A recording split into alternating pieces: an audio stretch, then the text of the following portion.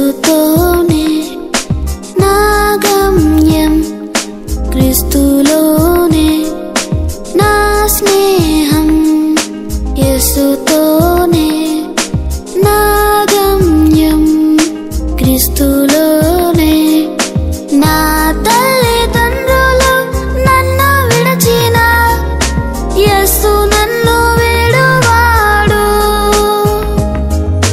నా హితులందరూ నన్ను మరచిన యేసు నన్ను మరువాడు. నా స్నేహం యేసుతోనే నా గమ్యం, క్రీస్తులోనే. Praise the lord.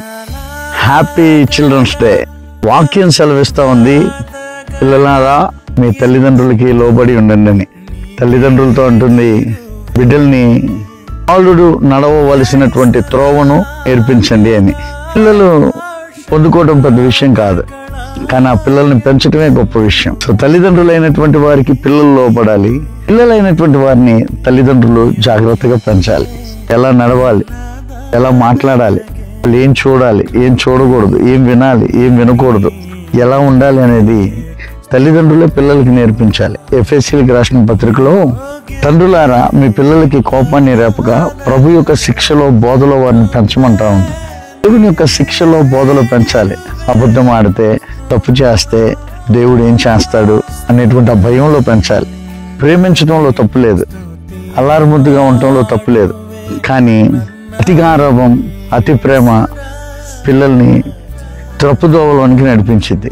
సో ఈ చిల్డ్రన్స్ డే సందర్భంగా పిల్లలు మీ తల్లిదండ్రులకు లోబడండి. తల్లిదండ్రులారా మీ బిడ్డల్ని ప్రభు యొక్క శిక్షలో బోధలో పెంచండి. దేవుడు బిడ్డల్ని ఎలా పెంచమన్నాడు, బిడ్డల్ని అలా పెంచడం వలన పై మాటలో మనం చూస్తే వారు భూమి మీద దీర్ఘాయుష్మంతులు అవుతారని. దేవుడు ప్రేమించి ఇచ్చినటువంటి బిడ్డలు ఈ భూమి మీద దీర్ఘాయుష్మంతులుగా బ్రతకాలి అని అంటే ప్రభు యొక్క శిక్షలో బోధలో వారిని పెంచడానికి ప్రయత్నం చేయండి. గారాబం వద్దనట్లేదు, ప్రేమించడం తప్పనట్లేదు, కానీ అతి గారాబం, అతి ప్రేమ మీ బిడ్డల్ని పాడు చేసిద్ది, లోబడకుండా చేసిద్ది, మాట వినకుండా చేసిద్ది, విలువ లేకుండా తయారు చేసిద్ది. సో అట్లా కాకుండా పిల్లల్ని ప్రభు కొరకు నమ్మకంగా పెంచుదాం. మీ పిల్లల్ని సండే స్కూల్స్కి పంపించండి, కంటత వాక్యాలు నేర్పించండి. తల్లిదండ్రులైనటువంటి వారు మీ పిల్లలకి ప్రతిరోజు ఇంట్లో ఫ్యామిలీ ప్రేయర్ లాగా ఏర్పాటు చేసి వాక్యాన్ని వారికి బోధించండి. తద్వారా మీ పిల్లలు వారి జీవితాలు ఈ భూమి మీద ఆశీర్వదించబడతాయి. పిల్లలు మిమ్మల్ని దేవుడు ఆశీర్వదించును గాక. May God bless you. Praise the lord.